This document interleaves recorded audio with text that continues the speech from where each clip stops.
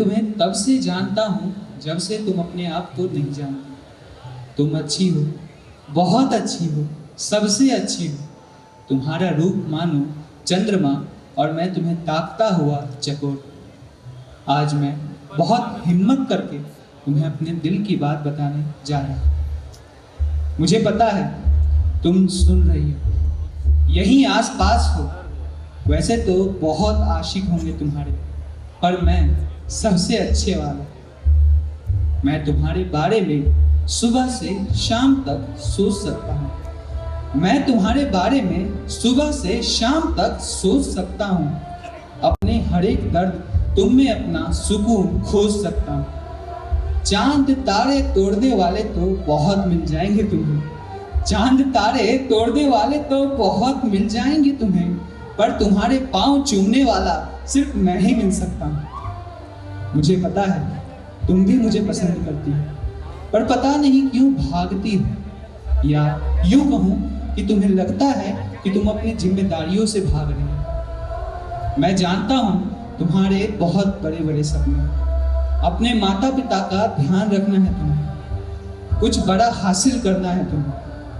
ये मेरा लिखा गया तुम्हें पहला और आखिरी पत्र हो।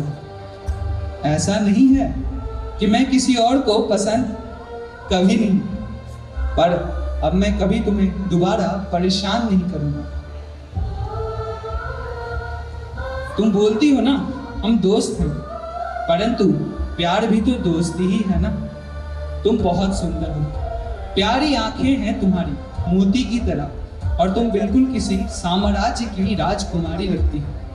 अगर तुम्हें विश्वास ना हो तो सुन लो, देखो पंकज त्रिपाठी जी ने क्या कहा है तुम्हारे। शाबाश बेटा, क्या बात, बहुत बढ़िया मुन्नी, बहुत सुंदर हो तुम। इसके बाद सनी देओल जी ने भी कहा है, ओए बहुत सुंदर हो तुम, रानी लगती हो, इतनी प्यारी आंखें। पता है जादू के दोस्त रोहित ने क्या कहा है? एला ये तो बहुत सुंदर है, पक्का बॉर्नवीटा पीती होगी। एला माँ ये तो जादू की तरह से आई है। और हाँ, तुम्हें सिंचैन भी बहुत पसंद है ना, वो भी कहाँ चुप रहने वाला था।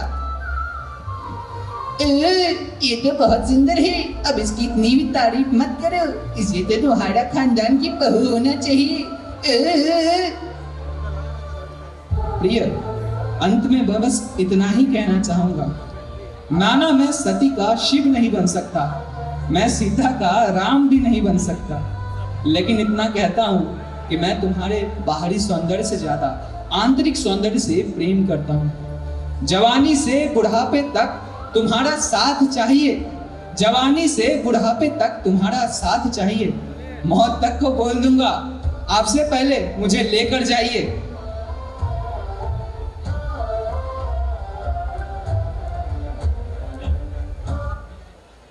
Hello, good afternoon Jamshedpur. Radio city 6.9 FM में आपका स्वागत है। मैं प्रकाश गोप और मेरे साथ हैं बनी हुई है निर्मला जी। एक समय की बात थी, मैं रांची सिटी में एक जेवियर कॉलेज के पास खड़ा था। मेरे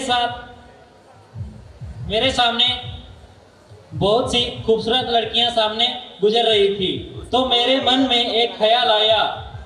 तो क्या ख्याल आया प्रकाश जी? तो क्या निर्मला जी सुनना चाहेंगे आप? क्यों नहीं? तुम मेरे हो, तुम मेरे ही रहना। यह तब की बात है जब मैं कॉलेज में पढ़ा करता था। तब एक मेरी सहेली थी, उसकी दोस्त मुझे बहुत पसंद थी। तब मेरे मन में ख्याल आया कि यह बात मैंने मेरी सहेली को नहीं बताई। उसने अपने सहेली को, तब से उसकी दोस्त मेरी भी प्रेम में बैठी थी। यह मुझे भी पता नहीं था कि फिर मैं उससे मिलूं या नहीं। पता नहीं था कि यह ज़्यादा दिन तक चलने वाली है। कुछ दिनों के बाद उसकी परिवार तक यह बात पता चल गई, जिससे यह समस्या खड़ी हो गई। मैं अलग जाति का हूँ और जाति की वजह से हम दोनों अलग हो गए और यह प्रेम वहीं पर समाप्त हो गया। अलग हुए जरूर, लेकिन आज भी प्रेम उसके लिए है। तुम मेरे हो, तुम मेरे ही रहना। इस कहानी के अंत में एक बात कहना चाहता हूँ कि मोहब्बत की इसीलिए जाने दिया, जिद होती तो बाहों में होती। के साथ ही हमें दे इजाजत। मैं निर्मला और प्रकाश, और ऐसे ही हमारे साथ जुड़े रहे रेडियो सिटी 6.9 FM के साथ। ऐसे ही मजेदार कहानियों तथा मनोरंजक बातों के साथ हम फिर हाजिर होंगे। अलविदा, नमस्कार, आपका दिन मंगलमय हो। मेरी दुनिया, तुम्हारे ख्यालों में जब से ये चंचल मन ठहरा है, कहना मुश्किल है मेरा प्यार कितना गहरा है। मुझे याद है जब मैंने पहली बार तुम्हें देखा था, वो चंचल आंखें, वो मुस्कुराता सा चेहरा, कितना सुंदर, कितना सुनहरा था। तुम कहती थी ना हम रोज मिलेंगे। अब जब दूरियां राहों की है, तब याद आता है वो सारा पल, सारा लम्हा, कितना अलग, कितना गहरा था। माना बड़ा समझदार सा लड़का हूँ मैं अपने घर का, लेकिन तुम्हारी यादें अब मुझे सताने लगी है। पल पल होने लगी है बेचैनी, ये जुदाई अब मुझे खाने लगी है। आलिंगन का अलगाव अब मुझे इतना सताने लगा है, मानो एक युग सा हो गया है। मुझे अब ये वियोग खाने लगा है। राहों की दूरियां इतना थी कि बबुल का छांव भी भाने लगा है। एक व्यथा थी जो आलिंगन से दूर हो सकती थी, पर एक युग सा हो गया है। मुझे अब ये वियोग खाने लगा है। दूरियां जितनी भी हो, निकटता बहुत जरूरी है। दूरियां जितनी भी हो, निकटता बहुत जरूरी है। छोड़ आओ सारे बंधन, अब मिलना बहुत जरूरी है। बढ़ गया है सूखा मेरे दिल में भी अलगाव का, कुछ गजों की दूरी है, अब आलिंगन जरूरी है। प्रेम में पड़े पुरुष को अपनी प्रेमिका को छूने वाली हवा से भी ऐतराज होता है। तुम सोचो इसी से मैंने तुम्हारे बिन ये वक्त कैसे गुजारा होगा। रोया होगा वो आसमां जब मुझे अकेला पाया होगा। हाँ, ऐतराज है मुझे तुम्हारी मेज पर रखे उस मोर के पंख से, जिसने ना जाने कितनी दफा तुम्हें निहारा होगा।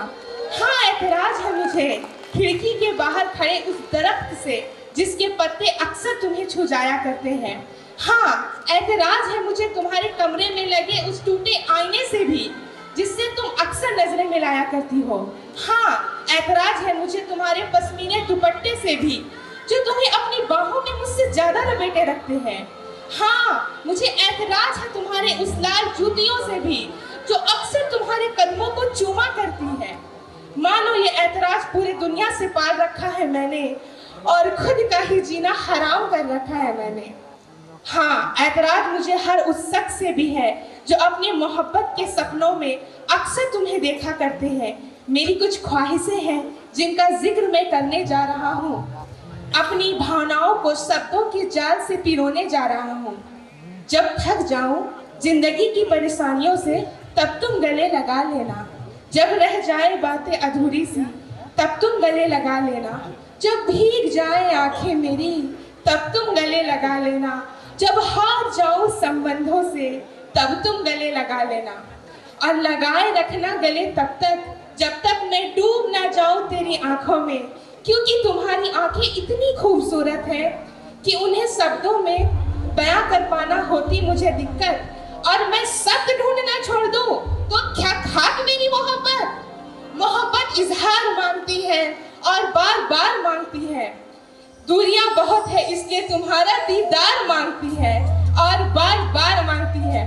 कुछ लिखने बैठूं तो अरसा गुजर जाता है, शब्द की जाल भी कम पड़ जाते हैं, पन्ने भी खत्म होने लगते हैं।